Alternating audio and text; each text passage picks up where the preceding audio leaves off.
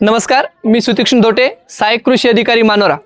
मंडळी, आज आपण जी इथं मोठ्या संख्येने जमलेलो आहोत याच्या मागे एक गोष्ट आपल्याला शिकून घ्यायची आहे. ती आहे की फवारणी करताना कोणकोणत्या गोष्टी आपल्याला लक्षात ठेवायच्या. दुसरी गोष्ट, फवारणी करताना जे पण आपण औषधी खरेदी करतो, हे औषधी खरेदी करताना त्याच्यावर काहीतरी मार्किंग असते. ते मार्किंग काय, त्याच्यावर EC लिहून असते, अनेक वेगवेगळ्या गोष्टी लिहून असतात. हे आपल्याला माहिती व्हावं या गोष्टीसाठी आपण इथं जमलेलो आहोत. तर सर्वात पहिली गोष्ट, जे गोष्टी आपल्याला फवारणी करताना टाळायच्या आहे ते महत्त्वाच्या गोष्टी आहे, जे की आपण शेतकरी म्हणून वेळोवेळी करत असतो. सगळ्यात पहिली गोष्ट आहे की फवारणी करत असताना केव्हाही कोणत्याही प्रकारचे अन्न खायला पाहिजे नाही. जसे आता अन्नामध्ये मी कोणत्या गोष्टी बोलतो, तंबाखू झालं, गुटखा झालं, हे आज आपलं अन्न बनलेलं आहे. हे फवारणी करताना होईपर्यंत खायचं नाही, कारण की यामुळे काय होते, आपल्या हाताला त्या कीटकनाशकाचा अंश लागलेला असतो, त्यामुळे सुद्धा आपल्याला विष बाधा होऊ शकतात. त्यामुळे कीटकनाशक फवारणी करताना, तणनाशक फवारणी करताना या गोष्टी आपल्याला टाळायच्या आहे. दुसरी गोष्ट, जर शक्य असेल तर तोंडाला रुमाल बांधायलाच पाहिजे. मेन आणखीन गोष्ट, डोळ्याला चष्मा लावायला पाहिजे. जे पांढऱ्या कलरचा चष्मा मिळतो ना, ते पांढऱ्या कलरचा चष्मा लावायला पाहिजे, कारण की जे कीटकनाशकाचे तणनाशकाचे अंश असतात हे आपल्या डोळ्यामध्ये जाऊ शकते, आपल्या तोंडावाटे आपल्या शरीरामध्ये जाऊ शकते आणि आपल्याला विष बाधा होऊ शकते. हे झाल्या फवारणी करतानाच्या गोष्टी. आणखीन फवारणी ज्यावेळेस आपण आणतो त्यावेळेस फवारणी नेहमी उंच ठिकाणी ठेवा, खाली ठेवू नका. घरात लहान लेकरं असतात, ते त्याला हात लावू शकतात. एखादं जर झाकण ढिल्लं असन तर काही पण अनर्थ घडू शकतो. त्यामुळे होईपर्यंत फवारणीचे औषध उंचावर ठेवा, जिथे लेकरांचे हात जाणार नाही. हे झालं आपल्या फवारणी करतानाच्या आणि साठवणूक करण्याच्या गोष्टी. आता सगळ्यात मेन गोष्ट आहे, ज्यावेळेस आपण फवारणी खरेदी करतो त्यावेळेस फवारणीच्या बॉटलवर तुम्ही जर आज घरी जा आणि फवारणीच्या बॉटला बघा, कीटकनाशक असेल, तणनाशक असेल, त्याच्यावर असा चौकोन असते, असा उलटा चौकोन आपण ज्याला म्हणू, ते काढलेला असतो डायमंड शेपमध्ये. आपण म्हणजे या प्रकारे चौकोन असतो. त्या चौकोनावर वेगवेगळे कलर असतात. कोण्या बॉटलीवर पिवळा कलर असन, कोण्या बॉटलवर हिरवा कलर असन, कोण्या बॉटलवर लाल असन आणि निळा, 4 प्रकारचे कलर राहतात. आता 4 प्रकारचे कलर काय राहतात, ते काय असं काही म्हणून दिलेले नाही आहे. ते 4ही गोष्ट आपल्याला काहीतरी सांगण्याचा प्रयत्न करत आहे. मग कोणत्या प्रयत्न करते, लाल रंग म्हणजे काय आहे, सगळ्याला माहीत आहे की धोका, तिथं काहीतरी बाबा खतरनाक गोष्ट आहे.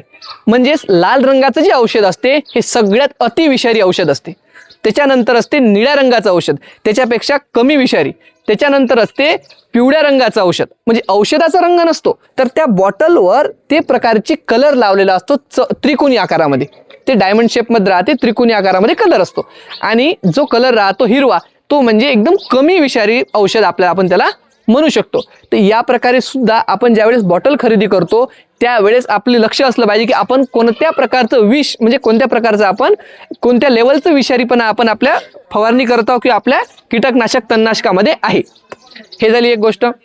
याच्यानंतर तुम्ही जर बॉटल घेतली, कोणत्याही बॉटलवर तुम्ही बारीक निरीक्षण करा की त्याच्यावर काही गोष्ट लिहिलेली राहते. आता घ्या, एखादं औषध घ्या, समजा घेतलं आपण कोणतं औषध घेतलं, नावाचं औषध घेतलं, त्याच्यामध्ये टक्केवारी असते, पाहिली सगळ्यांनी, 10%, 15%. आता इमिडाक्लोप्राइड आहे, इमिडाक्लोप्राइड 17.6%. पण 6%च्या पुढे काहीतरी लिहून असते इंग्लिशमध्ये, EC असते, WP असते, या प्रकारच्या गोष्टी लिहिलेल्या असते. आता तुम्हाला सांगतो कोणकोणत्या गोष्टी लिहिलेल्या असतात. ठीक आहे. आता सगळ्यात पहिले जर पाहिलं तर त्याच्यावर 2 प्रकारच्या गोष्टी लिहिलेल्या असते.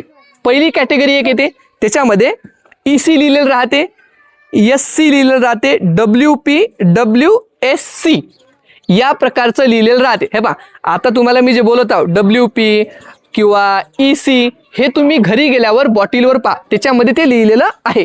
म्हणजे याचा अर्थ काय होते की हे आहे पाण्यामध्ये मिसळणारी औषधी.